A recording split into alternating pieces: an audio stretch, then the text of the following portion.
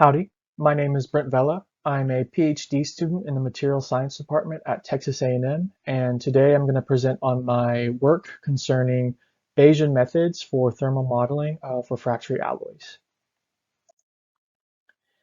So just as a brief motivation for this work, why do we want to print these refractory alloys in the first place? Refractory alloys are notoriously brittle and difficult to process with conventional means. It's thought that additive manufacturing, specifically selective laser melting, can circumvent the brittle nature of these refractory alloys and enable the manufacturing of refractory components into very complex shapes, such as the thruster you see on the right. This work is part of a larger collaboration with NASA, where we seek to co-design tungsten-based alloys for both performance and amenability to additive manufacturing. And we're specifically looking through the refractory high entropy alloy space to design these alloys. We take a holistic approach to this. However, in this work, we will be focusing on porosity defects and how we're trying to avoid them. The goal is to design alloys that are amenable to additive manufacturing. The method, we want to use thermal models to predict melt pool geometry as a function of both chemistry and processing parameters. And we want to quantify the window of processability for all candidate alloys. So this defect-free region here, we want to maximize it as a design metric. In maximizing it, we will find the alloy that is most forgiving to print or most amenable to additive manufacturing. So this printability map, they are based on melt pool geometry and geometry-based defect criterion. So when we shine the laser on the metal, we'll get a melt pool, and these melt pools will have certain shapes and aspect ratios. So keyholing is diagnosed by the width to depth aspect ratio. So if the depth is significantly deeper than the width, that's an indication of keyholing. And it's an indication that you'll likely have trapped vapor bubbles solidified in that melt pool, which is detrimental for mechanical properties of printed parts. If you can do a simulation and you see that the width to depth aspect ratio of the simulation is such that you're predicting a keyhole, you can avoid that power scan speed combination. Likewise, for balling, we look at the length to width ratio. Balling occurs when you have an extremely long melt pool tail, and the width is sufficiently thin such that capillary instability may occur, causing the melt pool tail to pinch off, form beads, and this is the balling defect. And lack of fusion is the easiest one to understand, in my opinion. It's when the melt pool depth is not sufficiently deep to penetrate down to the underlying substrates that you've already built, rather layers that you've already built. And if you don't do that, there's not sufficient adhesion between subsequent layers, and you'll have lack of fusion defects. These criterion can vary. The exact threshold can vary from alloy system to alloy system.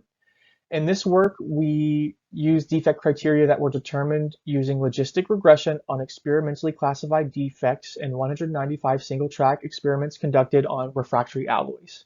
And we'll talk more about the provenance of this data later. But here are the thresholds that we're using for these defects. We'll briefly talk about the information sources that we have at our disposal.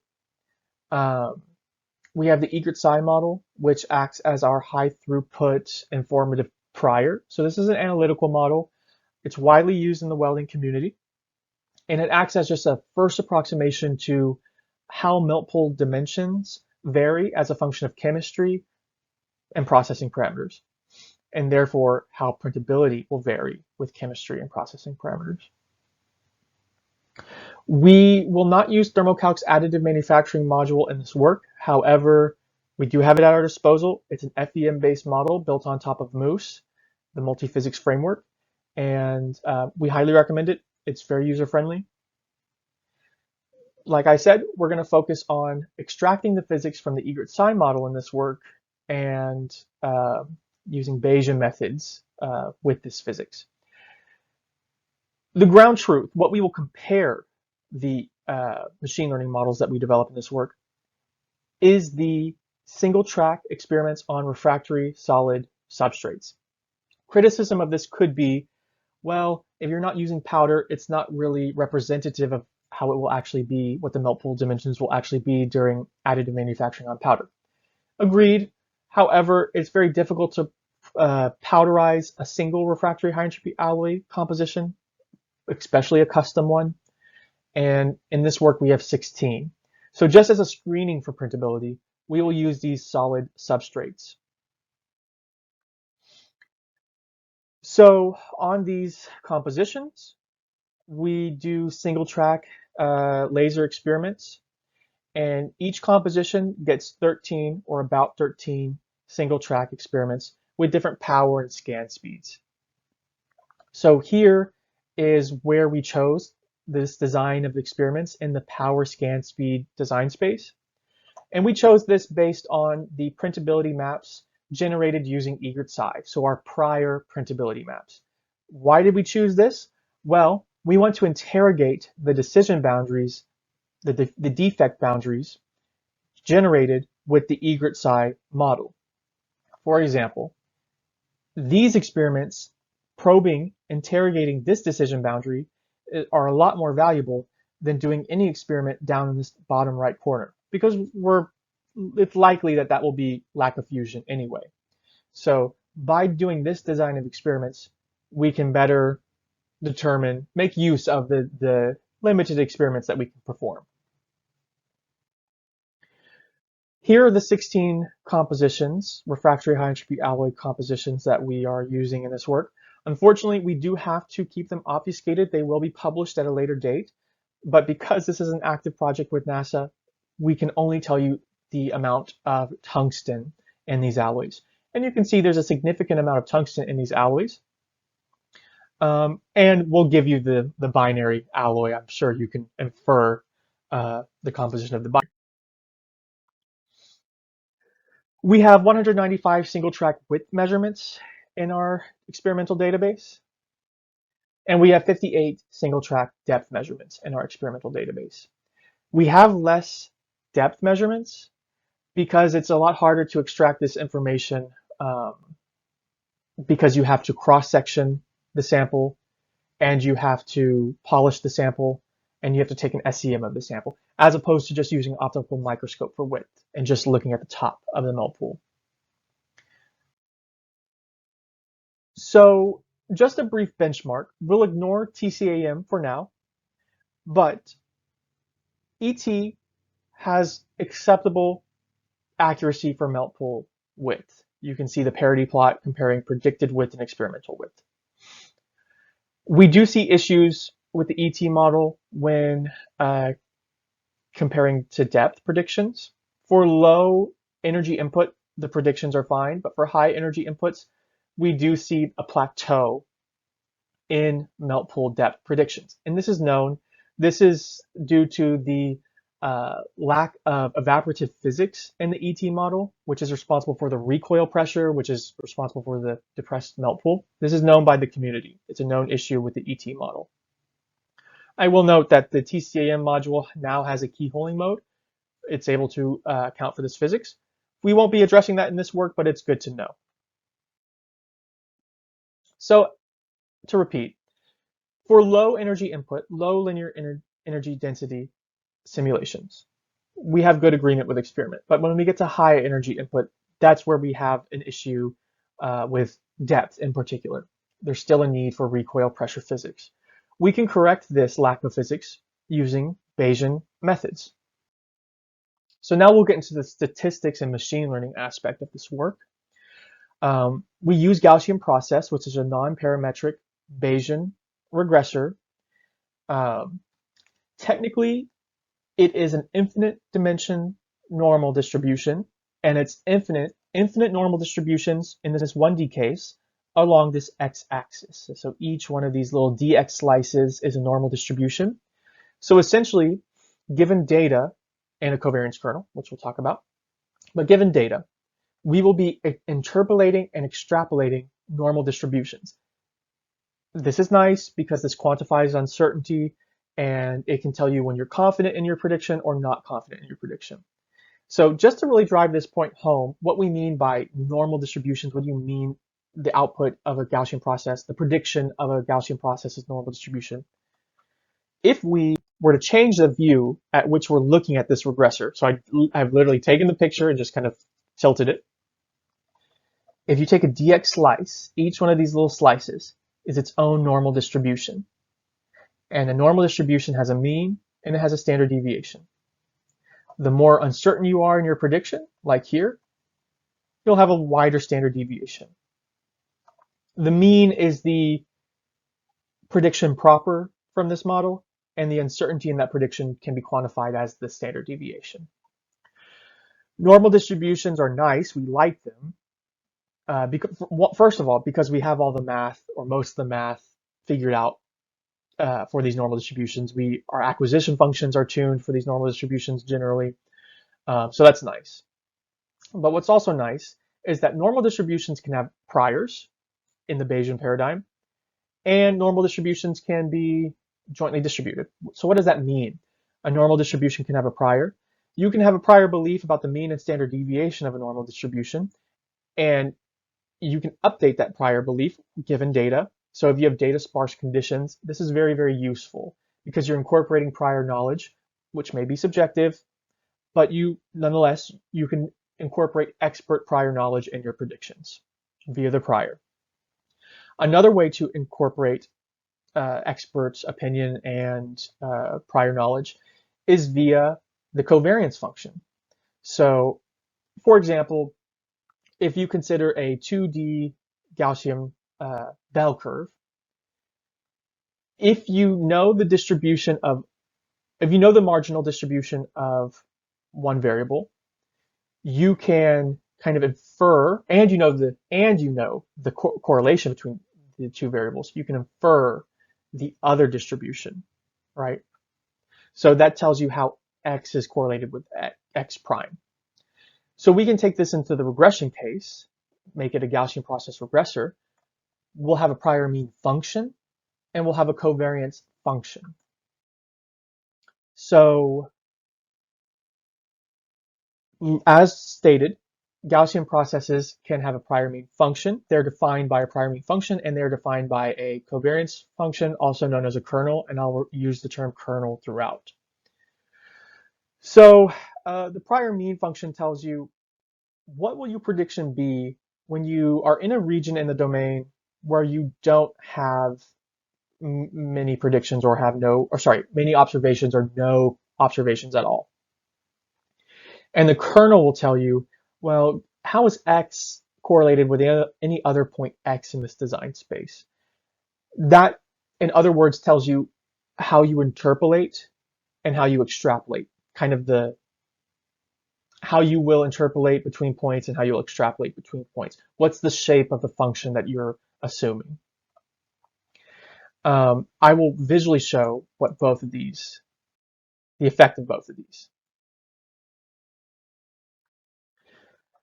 So here we have an animation showing the effect of the prior mean function. Let's say for this toy problem, we are modeling a sigmoid deactivation function. So we know it's flat, deactivates, and is flat again. We have two models, one with an informative prior and one without. The models themselves are the posteriors. So the posteriors are the dark red and dark blue dashed lines. And the priors for those models are the light pink and the light blue lines. Let's discuss the uninformative prior first. The uninformative prior, which this comes from like any off-the-shelf implementation of a Gaussian process, such as what's found in sklearn. Typically, the prior mean will be the average of every point that you've observed thus far. which is a good guess if you know nothing about the problem you're modeling and you're just doing a purely data-driven approach. I'm not saying that's not a good guess. When you start extrapolating, why not default to the prior of everything that you've observed thus far? But typically in material science contexts, we know more than that, I would hope, right? So to kind of incorporate this information into the model, we can use an informative prior mean. So if we know that we're modeling some kind of deactivation function, a good prior for that, or an acceptable prior for that, could be a line with a negative slope. Simple. And then as we add data to each of these priors, we're correcting the priors. We're updating the priors. And you see that when you extrapolate, you're extrapolating better. At least you have a negative trend when you have the informative prior. When you have the uninformative prior, you have a horizontal plateau. It'll just default to this constant value. So this is the effect of the informative prior. Another way to phrase this, that was a statistically significant way. Another way to phrase this is saying we're actually modeling the discrepancy between the prior and the observation. So we're modeling the error function of the prior, and then we just add this correction back on later. That's one way to look at it. Or you could look at this as mathematically, this is equivalent to saying we have a prior function, we update that prior function in light of experimental data. Now I'll show the effect of the kernel. So here's a standard, a very common kernel here, the squared exponential kernel. And let's say we have data here, and physics tells us, some physics tells us that we expect a logarithmic relationship between y and x. Okay, so if we expect this relationship between y and x, one thing we can do to this kernel, you can see the distance metric here in this kernel. And remember, the kernel tells us how x is correlated with any point x prime in the design space. So this distance metric, the distance between points, this is what the kernel measures, correlation as a function of distance between points. This distance metric is very important.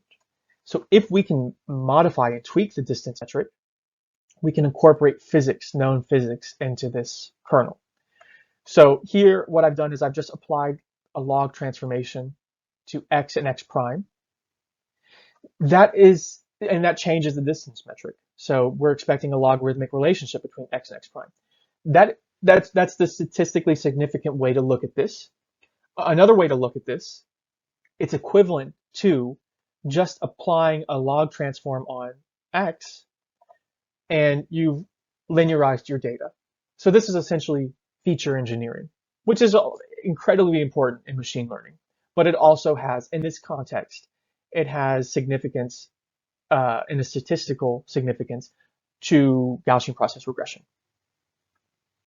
So what we do with this linearized data is we'll fit a Gaussian process to it in the log transformed domain. So we have this Gaussian process model here, and then we will untransform the x, keeping the prediction, and now we have a physics-informed Gaussian process that will extrapolate logarithmically. And if there is any nonlinearity, so I'll go back one slide. Can I go back and, oh, you're not allowed to go back. So wonderful. I think I can show it next slide. If you have any nonlinearity in this, the flexibility of the squared exponential kernel will be able to account for that.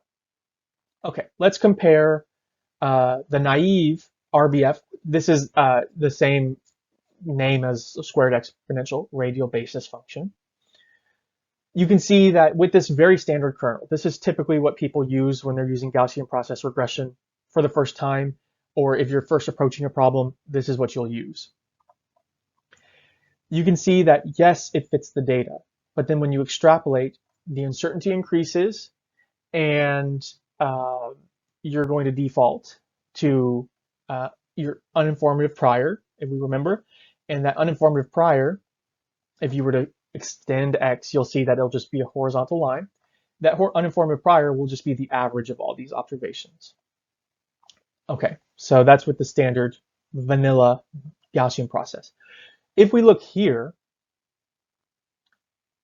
we're extrapolating, physics informed, and we are not defaulting to any uninformative prior.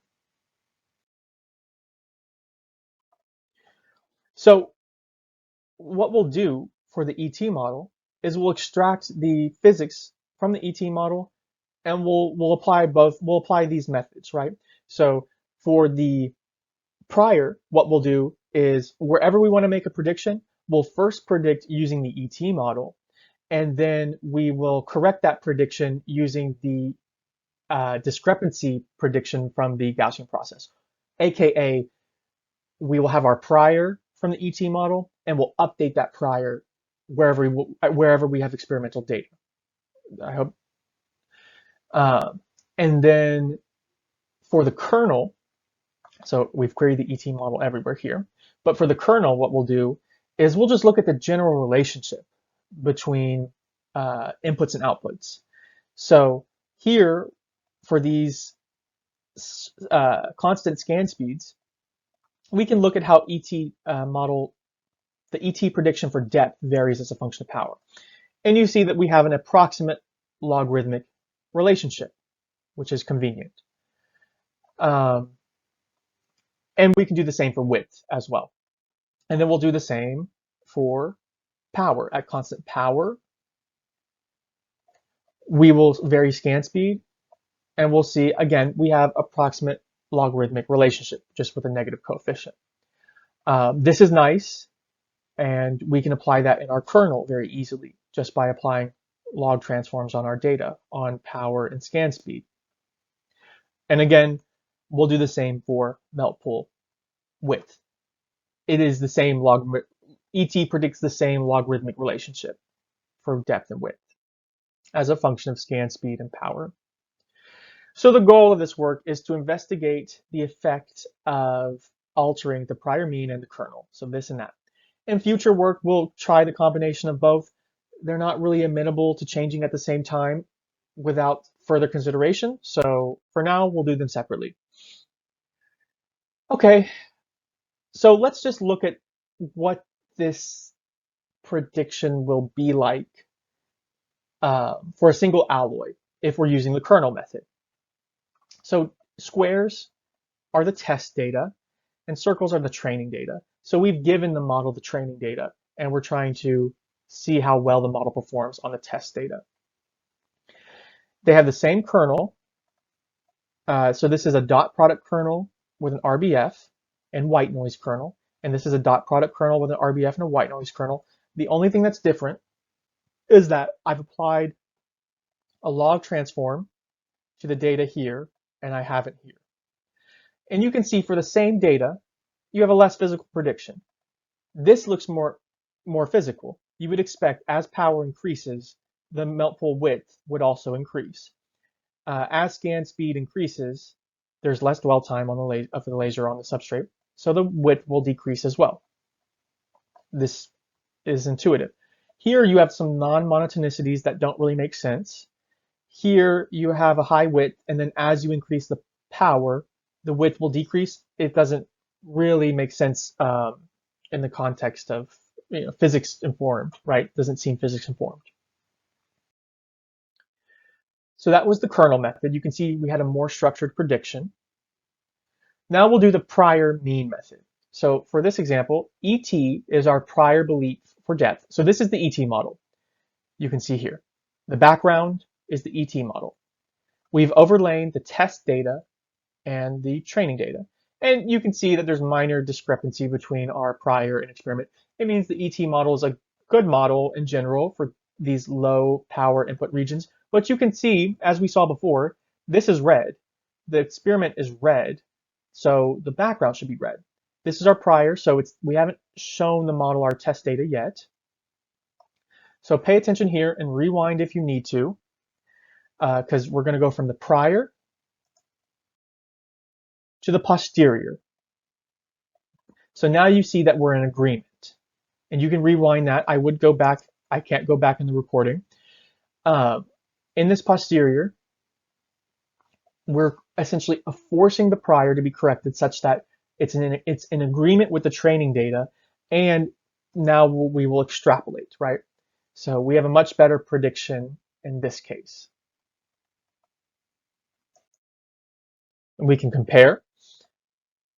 When we don't have an informative prior, again, you see this non-monotonicity. You see, oh, we do have large depth values here, but then as we increase, those go away.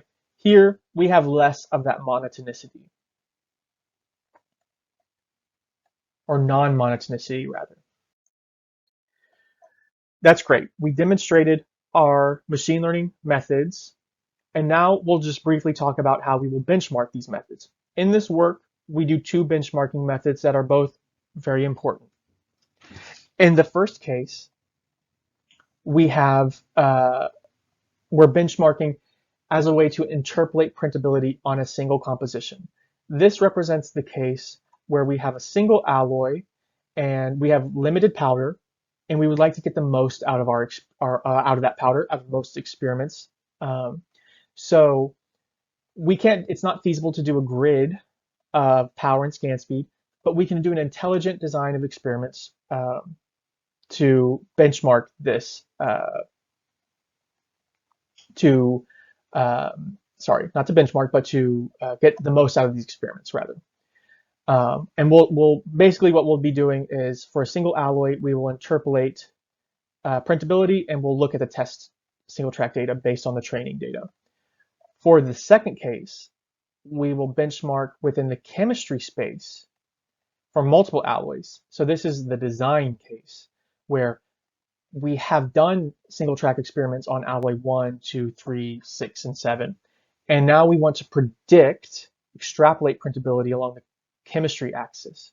And we want to predict what the melt pool dimensions will be for these other unsynthesized alloys. We don't have any information on them, any experimental information on them, rather. So these are both equally important benchmarks. So for this benchmarking case, benchmarking within the processing space for a single alloy, aka interpolating printability. The machine learning model that we use is just a function of power and velocity because composition is held constant. This is the vanilla case, and then in the case of the altered kernel, we would be using the natural log of power and the natural log of velocity. Okay, so here are the results. For depth interpolation on 16 alloys, we will train the model on one half of the single tracks.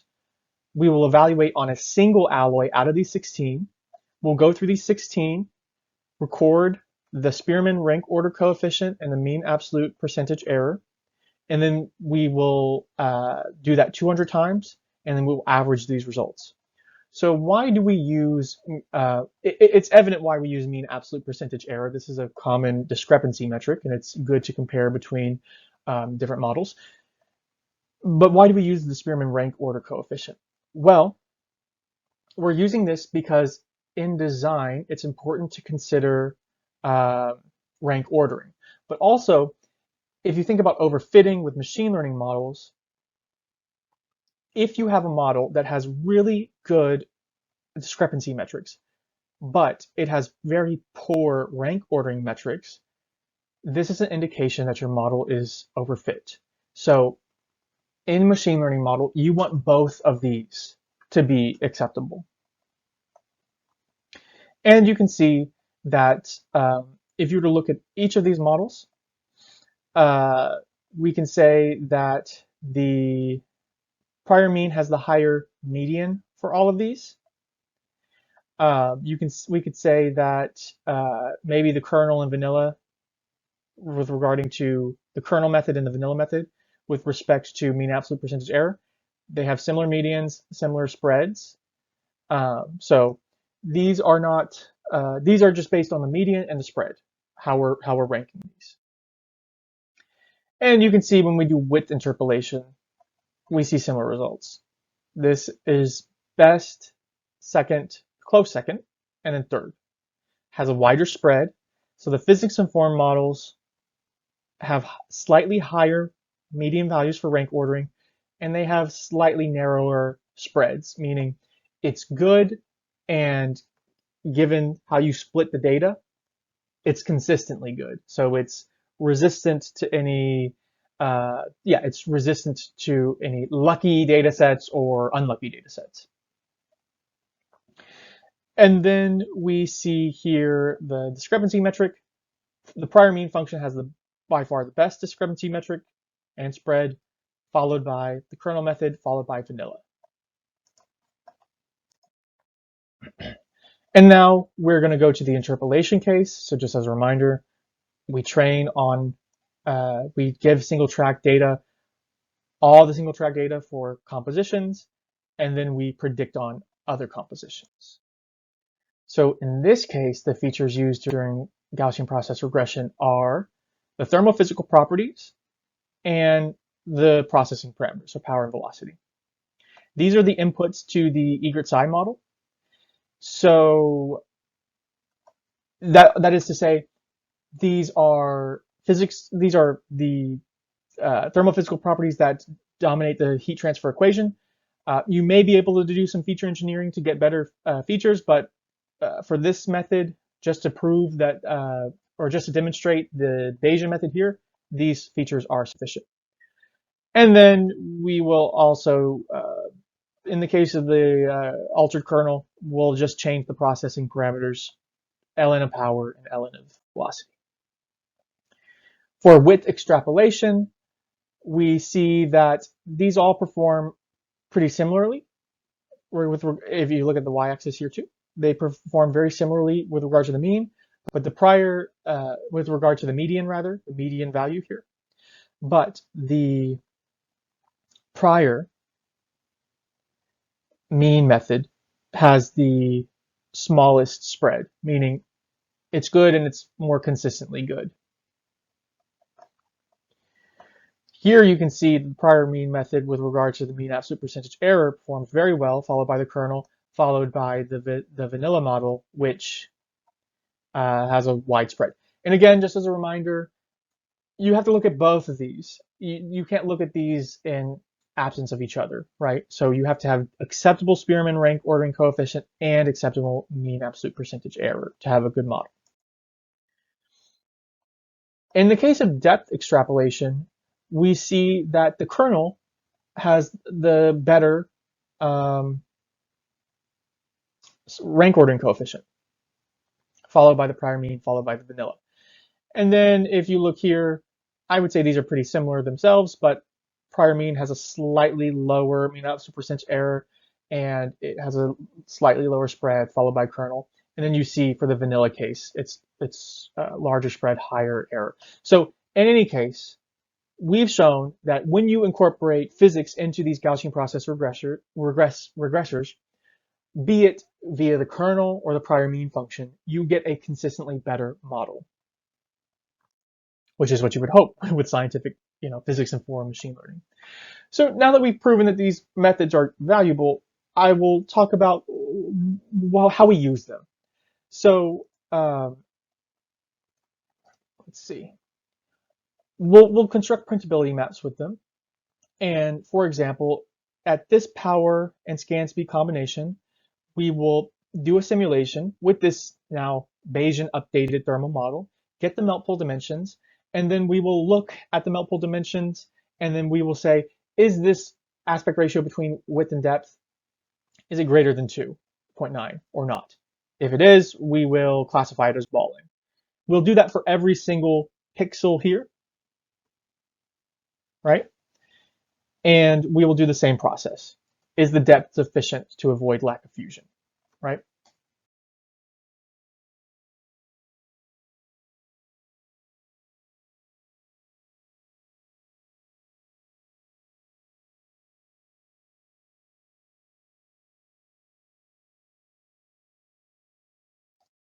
And is the aspect ratio between width and depth sufficient to avoid keyholing, right? For each one of these pixels. And then we form our printability map. And you can see, this is using the prior method, by the way, this calibrated printability map. You can see that it's in agreement with experiment. We do have this little point here that is not in agreement with experiment. That's because this is noisy data, and Bayesian methods account for noise in data. So you won't get exactly, overfit. You won't get an overfit printability map where the printability juts out to match that classification, or the lack of fusion region juts out to match that classification. But instead, looking at all this noisy data, you'll get the best fit that is appropriate for that data. So that's why you see that. But this is calibrated, right? And you can see that calibration. Once this model is calibrated, the design goal, what we want to do is we want to create an augmented printability map for a single alloy, and then add the composition axis, and let simulation/experiments on one alloy inform the neighbors. So here you have power, velocity, and let's just say this is composition axis. Alloy 1 and alloy 2, they're neighbors in composition space. So we see this dark dot here means we did an experiment, we saw keyholing. We can infer that at the next one alloy jump over, we'll likely have a keyhole. But I made it a little bit lighter just to say, we're doing inference. And then if we skip over to alloy N, maybe there's keyholing here. I colored it lighter to indicate, we're not as sure. Same with balling. Darker here, we did the experiment here. And then as we do inference farther away in composition space, that inference will be less certain. What we really want to do is use this for design. So we want to calculate the printability index processable window for all candidate alloys. So here I'm just showing an animation of all these different printability maps as we move through this design space. So the chemistry space in this example is a tungsten, tantalum, niobium ternary. And we want to tune compositions for optimal printability in this example. So this is our feasible set. So for some reason or other, we've applied filtering. We're not considering these alloys, but this is our design space right here. And then within this design space, we want to find the alloy that has the largest printability index. And we can do that with the Bayesian methods that we showed, incorporating experiment into those predictions. So the lessons learned is that it's beneficial to incorporate physics into Gaussian process regressors during thermal modeling, be it via the kernel or be it via the prior mean function. In this case, given this data, it was more beneficial to use the prior mean function. But I do hold out hope for the kernel that in some cases, particularly if you have a grid of single track test data, maybe we could prove that indeed it's better to use the kernel method, and that will be validated in future work. Other future work is that we want to investigate the effect of informative priors and these physics constrained kernels together. So this case, we did them separately just because initially they're not very amenable to working together. But in future work, we're going to investigate avenues to incorporate both of them at the same time. And then another work we're interested in is we want to extract physics from the TCAM module. So the TCAM module, these observations are from the TCAM module. So the TCAM module says you have logarithmic increase in the low energy input regime, and then at a certain input, certain power, right? You will pass the threshold and you'll enter keyholing mode. Well, because this is a piecewise function, it's more difficult to apply the kernel method we used in this case, because this kernel method, you can just apply a logarithmic transformation and you have better results. It's more difficult to do that. The results weren't satisfactory. But another avenue we would like to look toward is using structured Gaussian processes. The link is here. And in this case, you tune a parametric prior. So you parameterize your prior, and you have a kernel, and it will tune the parametric prior and the kernel hyperparameters simultaneously. So what we're saying is I expect a log behavior plus a line linear behavior, logarithmic and linear behavior, in a piecewise manner. And I've shown that here. So it merits for further study. Oh, I'm blocking the acknowledgments. I apologize, but thank you to NASA for funding this work, and thank you to the thank you to the high performance computing cluster at Texas A&M for enabling all of this work essentially. And then related works. This was built on the pioneering work by Sophia Sheikh, my colleague, who has work where we have together made these printability maps using the Eagar-Tsai model based on CalFAD and CalFAD predictions. So if you're interested in doing non-data driven but fully in silico predictions for printability maps, the paper is here. And with that, I'll end this video. Thank you for your time.